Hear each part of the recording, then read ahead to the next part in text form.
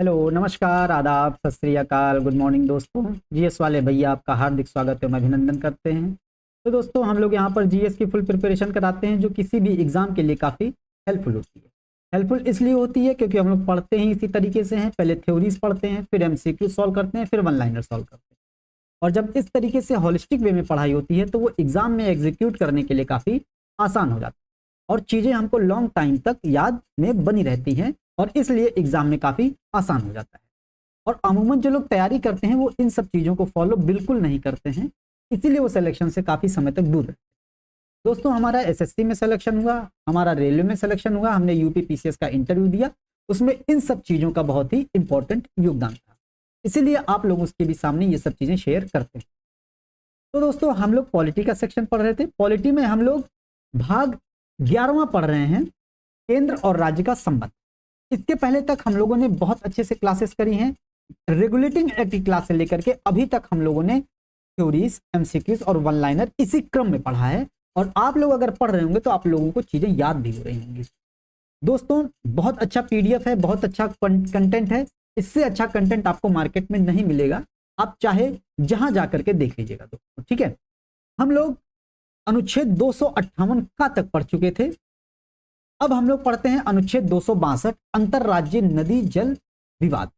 अंतरराष्ट्रीय नहीं है, अंतरराज्यीय है, क्योंकि केंद्र और राज्य का संबंध पढ़ रहे हैं, भारत के बारे में पढ़ रहे हैं, इसीलिए अंतरराज्यीय नदी जल विवाद के बारे में पढ़ेंगे। मतलब एक राज्य का दूसरे राज्य से जो नदी जल के संबंध में जो विवाद होता है उसके बारे में आज हम लोगों को पता होगा। दोस्तों भारत जो है नदी प्रधान देश है, कृषि प्रधान तो है ही। भारत में हजारों नदियां बहती हैं, हजारों नदियां बहती हैं, तो नदियों का जो बहने का क्रम है वो कभी कभी क्या होता है, एक राज्य से दूसरे राज्य में जाती हैं, प्रवेश करती हैं, कभी कभी राज्य की सीमाओं में प्रवेश करती हैं, कभी कभी दो राज्य के बीच से बहती हैं। तो इस संबंध में दोस्तों नदी के जल के बंटवारे को लेकर के, और चूंकि भारत कृषि प्रधान देश भी है तो नदी के जल की काफी आवश्यकता पड़ती है कृषि के लिए, और इसी संबंध में उद्योगों के लिए भी उनको नदी के जल के पानी की आवश्यकता पड़ती है, मतलब नदी जल की आवश्यकता पड़ती है। तो इस संदर्भ में दोस्तों एक से अधिक राज्यों में विवाद की स्थिति उत्पन्न हो जाती है, और उसी संबंध में अनुच्छेद 262 हमारे संविधान में अंतरराज्यीय नदी जल विवाद के बारे में प्रावधान कुछ करता है, जो कि एग्जाम के दृष्टिकोण से बहुत इंपॉर्टेंट, ठीक है। पूरा सेशन ध्यान से सुनिएगा, बहुत अच्छे से समझ में आएगा। एग्जाम में क्वेश्चन पूछा ही जाता है, एक एक लाइन इसकी इंपॉर्टेंट है, ये मत सोचेगा कि फर्जी है, ठीक है, कोई भी लाइन। अब देखते हैं, तो जो नदी जल के विवाद होते हैं उस विवाद के समाधान हेतु एक नदी जल प्राधिकरण का गठन कर सकती है। और कौन कर सकती है? उस नदी जल प्राधिकरण का गठन दोस्तों संसद कर सकती है, ठीक है। अनुच्छेद 262 में सीधा सीधा क्वेश्चन पूछता है कि अंतरराज्यीय नदी जल विवाद में किस अनुच्छेद में है, तो अनुच्छेद 262 हो जाएगा। या पूछ लेता है अनुच्छेद 262 में क्या है, तो अंतरराज्यीय नदी जल विवाद है, ऐसा आंसर होगा, ठीक है। अब दो नदियों के विवाद के समाधान हेतु संसद क्या करती है? एक प्राधिकरण का गठन करती है। प्राधिकरण का गठन मतलब नदी जल प्राधिकरण का गठन, ठीक है। नदी जल के संबंध में एक प्राधिकरण होता है, उसका गठन कौन करती है? संसद करती है। क्वेश्चन यहां से पूछा जाता है, ठीक।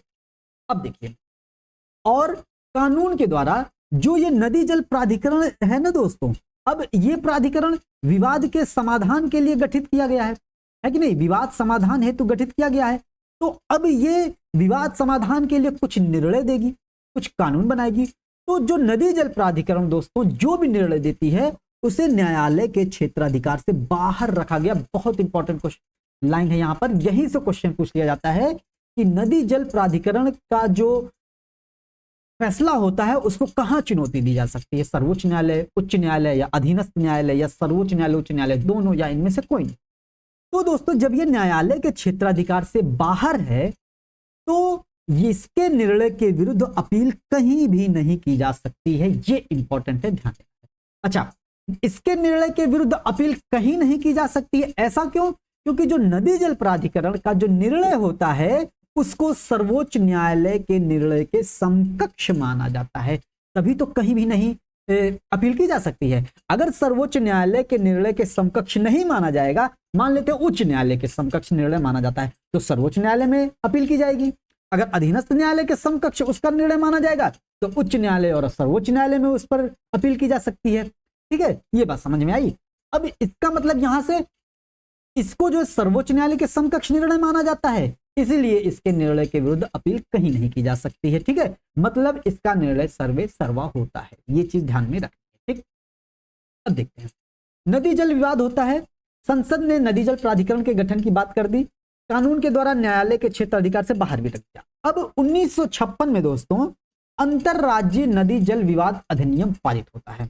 मतलब 1956 में, बहुत इंपॉर्टेंट है, ये पूछ लेता है कि नदी जल अंतरराज्यीय नदी जल विवाद अधिनियम कब पारित हुआ, तो 1956 में पारित हुआ। ठीक है, अब इसी 1956 नदी जल विवाद अधिनियम के तहत कुछ प्रावधान किए गए। अब प्रावधानों में क्या होता है कि अंतरराज्यीय नदी जल विवाद अधिनियम 1956 में पारित होता है। वो कहता है कि अगर किसी राज्यों में या दो से अधिक राज्यों में नदी जल के संबंध में विवाद उत्पन्न होता है तो एक अधिकरण की स्थापना की जाएगी। अब अधिकरण की स्थापना कब की जाएगी, जब कोई शिकायत प्राप्त होगी। शिकायत प्राप्त होती है मतलब राज्य लोग मिलकर के शिकायत करते हैं। ठीक है, तो जब शिकायत प्राप्त होती है तो उस शिकायत करने के 1 वर्ष के भीतर अंतरराज्यीय नदी जल प्राधिकरण की स्थापना की जाती है दोस्तों। ठीक है, ये चीज ध्यान में रखनी है, ये नदी जल प्राधिकरण की स्थापना शिकायत प्राप्ति के 1 वर्ष के भीतर की जाती है। इंपॉर्टेंट है, इस लाइन से भी क्वेश्चन पूछा जाता है दोस्तों। ठीक है, ये चीज ध्यान में रखनी है एक तो। ठीक, अब नदी जल प्राधिकरण का विवाद हुआ, विवाद के संबंध में जो है अधिकरण की स्थापना हुई शिकायत प्राप्ति के 1 वर्ष के भीतर। अब उस विवादों का समाधान भी होगा, तो अब विवादों पर जो निर्णय होगा वो कौन देगा, सर्वोच्च न्यायालय तो देगा नहीं, क्योंकि सर्वोच्च न्यायालय के समकक्ष निर्णय माना जाता है। तो नदी जल प्राधिकरण मतलब अधिकरण जिसकी स्थापना की जाएगी वही तो निर्णय देगी। अब वो निर्णय देगी तो कितने समय के भीतर निर्णय देगी ये भी निर्धारित कर दिया गया है। तो वो निर्णय दोस्तों 3 वर्ष के भीतर देगी। कहने का मतलब यह है प्राधिकरण का गठन शिकायत प्राप्ति के 1 वर्ष के भीतर किया जाएगा और उस विवाद पर जो निर्णय दिया जाएगा वो 3 वर्ष के भीतर विवादों पर निर्णय दे दिया जाएगा, ऐसा कहा गया है अधिनियमों में। ठीक है, ये चीज ध्यान में रखनी है। और अभी ऊपर बता चुके हैं कि जो नदी जल प्राधिकरण का जो ये नदी जल प्राधिकरण है ना दोस्तों, नदी जल प्राधिकरण का जो निर्णय होता है वो अंतिम होता है और अंतिम होने के साथ साथ बाध्यकारी भी होता है और इसीलिए इसके निर्णय के विरुद्ध कहीं भी अपील नहीं की जा सकती। और इसका कारण एक ये भी है कि इसके निर्णय को सर्वोच्च न्यायालय के समकक्ष निर्णय माना जाता है। ठीक है, ये चीज ध्यान में रखनी है। ठीक, अब यहां से हो गया इसके बारे में, मतलब अंतरराज्यीय नदी जल विवाद के बारे में प्राधिकरण का गठन। अब हम लोग देख लेते हैं कौन कौन से प्राधिकरण कब गठित हुए। बहुत इंपॉर्टेंट है, यहां से भी एग्जाम में क्वेश्चन पूछा जाता है। क्योंकि दोस्तों अब हम लोग सुनते होंगे कावेरी नदी जल विवाद, हम लोगों के मन में आता कावेरी जल विवाद बहुत पुराना है कि नहीं। लेकिन यहां पर ध्यान देना है, कावेरी नदी जल विवाद अगर पुराना है तो हमारे दिमाग में आएगा कावेरी नदी जल प्राधिकरण का गठन सबसे पहले किया गया होगा, लेकिन ऐसा बिल्कुल नहीं है। ठीक है, ये चीज ध्यान दीजिएगा। सबसे पहले, अच्छा इसमें से क्वेश्चन पूछा जाता है और क्रम भी पूछ लिया जाता है दोस्तों। ठीक है, तो ये चीज ध्यान में रखनी है।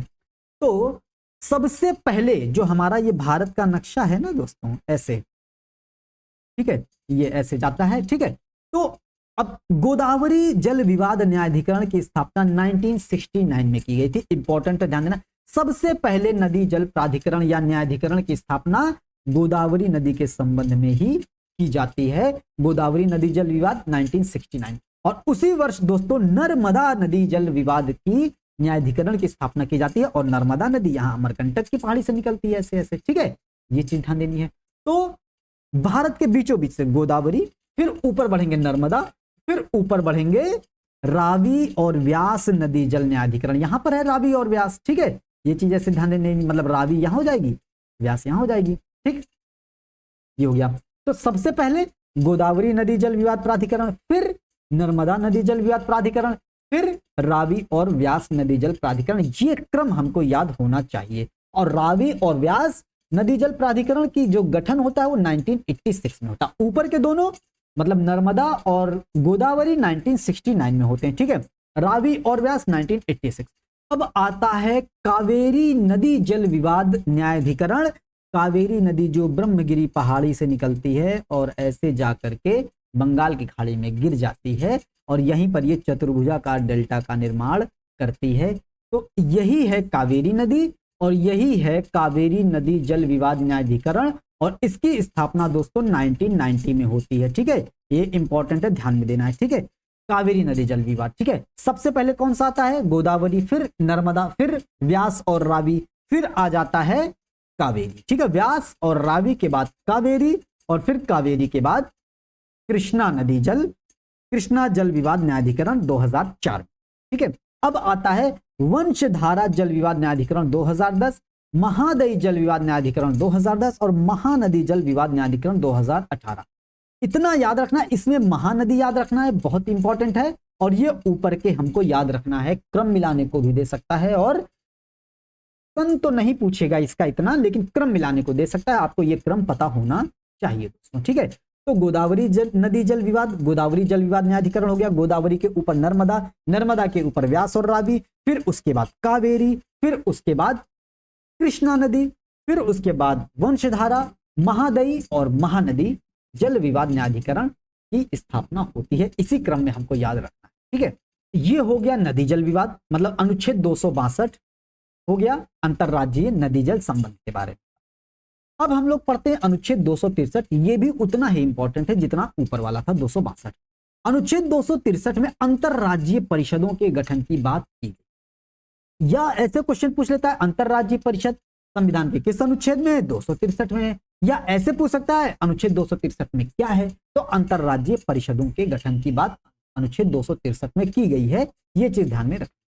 अब अंतरराज्यीय परिषद के गठन की बात अनुच्छेद 263 में की गई है, तो इसका गठन, इसकी स्थापना कौन करते हैं? तो यहां पर ध्यान देने वाली बात है, इसकी स्थापना राष्ट्रपति के द्वारा की जाती है। अंतरराज्यीय परिषद मतलब राज्य मतलब कई राज्यों को मिला करके एक परिषद, तो इसकी स्थापना राष्ट्रपति करते हैं।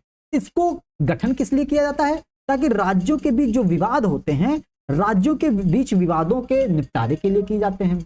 दो या दो से अधिक राज्यों के बीच संबंधों को अच्छे से स्थापित करने के लिए किया जाते हैं।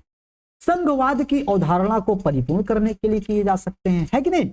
वित्तीय, आर्थिक, सांस्कृतिक संबंधों के बारे में तालमेल बिठाने के लिए अंतरराज्यीय परिषद के गठन किए जाते हैं। ठीक है, ये चीज ध्यान देनी है। लेकिन इसका गठन कौन करता है?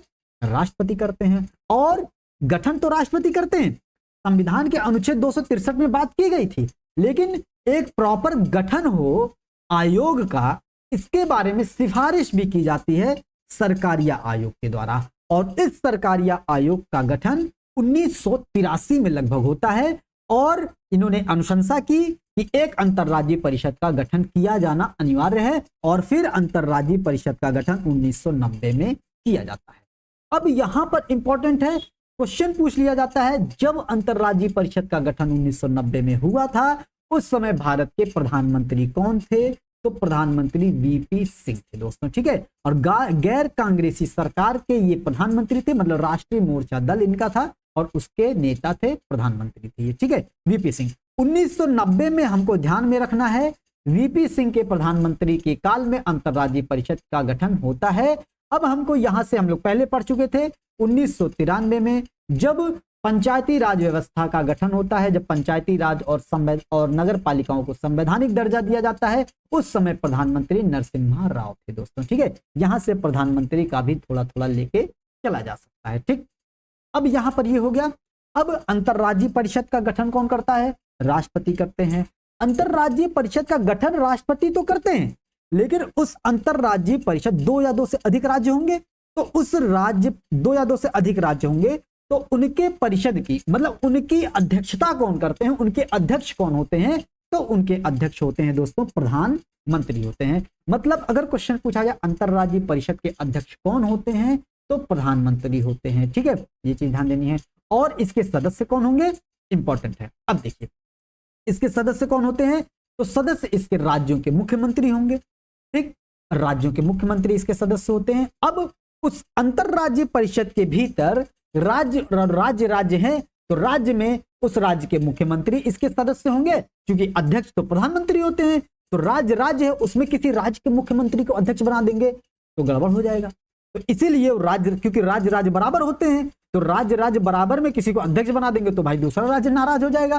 तो इसीलिए अंतरराज्यीय परिषद की जो अध्यक्षता करते हैं वो प्रधानमंत्री करते हैं। ठीक है, ये चीज ध्यान देनी है। अब उस राज्यों के बीच में केंद्र शासित प्रदेश भी आ जाते हैं, तो उसके सदस्य कौन होते हैं? केंद्र शासित प्रदेश के अगर मुख्यमंत्री हैं, अगर दिल्ली है तो उसके मुख्यमंत्री होंगे, पौंडीचेरी है तो मुख्यमंत्री होंगे, तो उसके मुख्यमंत्री हो जाते हैं, नहीं तो उसके प्रशासक हो जाते हैं या राज्यपाल हो जाते हैं। ठीक है, ये चीज ध्यान में रखनी है। मतलब केंद्र शासित प्रदेश के सीएम होंगे और जिस केंद्र शासित प्रदेश में सीएम नहीं है वहां के उपराज्यपाल या प्रशासक हो जाते हैं दोस्तों। ठीक है, ये चीज ध्यान में रखनी है। मतलब राज्य के मुख्यमंत्री केंद्र शासित प्रदेश के सीएम या प्रशासक होंगे। अब संघ सरकार के 6 कैबिनेट मंत्री भी होते हैं। अब संघ सरकार के 6 कैबिनेट मंत्री होते हैं, तो उन 6 कैबिनेट मंत्री को नामित कौन करता है? प्रधानमंत्री नामित करते हैं, जाहिर सी बात है। और ये 6 कैबिनेट मंत्री में मुख्य रूप से कौन कौन होंगे? गृह मंत्री होंगे, वित्त मंत्री, रक्षा मंत्री हो जाएंगे। तो ये सारे जो प्रमुख प्रमुख मंत्री होते हैं ये उस 6 कैबिनेट मंत्री में शामिल हो जाते हैं। ठीक है,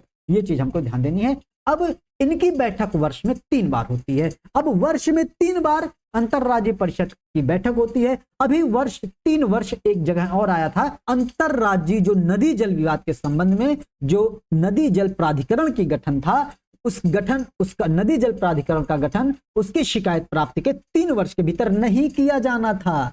शिकायत प्राप्ति के 1 वर्ष के भीतर किया जाना था और गठन के बाद 3 वर्ष के भीतर उसको विवादों पर निर्णय देना अनिवार्य था दोस्तों। ये है 3 वर्ष, मतलब यहां 3 वर्ष आया तो वहां भी देख ले 3 वर्ष क्या था। ठीक है, तो ये हो गया। तो अनुच्छेद 263 में अंतरराज्यीय परिषद के बारे में ये बातें थी। अब अगर क्वेश्चन आता है तो इससे बाहर नहीं जाएगा दोस्तों। ठीक है, तो आज हम लोगों का बहुत इंपॉर्टेंट क्लास था अनुच्छेद 262 अंतरराज्यीय नदी जल विवाद के संबंध में और अंतरराज्यीय परिषद के बारे में अनुच्छेद 263 में था। ठीक है, अगर क्वेश्चन आता है इससे बाहर नहीं जाएगा। अगर आपको कोई चीज नहीं पता हो, कोई चीज नहीं मिली हो, तो अपने नोटबुक में जरूर नोट करिएगा। अलग से नोटबुक मत बनाइएगा। अगर आप पहले पढ़ चुके हो तो उसी नोटबुक में ऐड करते रहिएगा। ठीक है, अगर आप पहली बार पढ़ रहे हैं तो अलग से नोटबुक बनाने की आवश्यकता है ही। ठीक है, ये चीज हो गई। अब हम लोग कल पढ़ेंगे भाग 12 वित्त संपत्तिवाद और संविदाएं। अब हम लोग तो एक क्लास पढ़ते थे, एक चैप्टर खत्म करते थे, उसका फिर क्वेश्चन आंसर करते थे, लेकिन इसमें भाग 11 केंद्र राज्य संबंध है। केंद्र राज्य में प्रशासनिक संबंध, विधायी संबंध और वित्तीय संबंध आता है। तो वित्त संपत्तिवाद और संविदाओं में केंद्र और राज्य के संबंध में वित्तीय संबंध आ जाता है, आर्थिक संबंध आ जाते हैं। तो जब केंद्र राज्य के सभी संबंध पढ़ लेंगे, मतलब भाग 11 और भाग 12 पढ़ लेंगे, तब इसके क्वेश्चन आंसर कर लेंगे। एमसीक्यू 100 एमसीक्यूज हैं, 1 लाइनर भी 100 हैं। ठीक है, तो क्वेश्चन इससे बाहर कहीं नहीं जाएगा और आपका एक बार में सब कुछ कंठस्थ हो जाएगा दोस्तों। ठीक है, तो दोस्तों उम्मीद करते हैं सेशन आपको पसंद आया होगा। सेशन को लाइक कीजिएगा, शेयर कीजिएगा, सब्सक्राइब कीजिएगा। मिलते हैं अगले सेशन में। जय हिंद, जय भारत।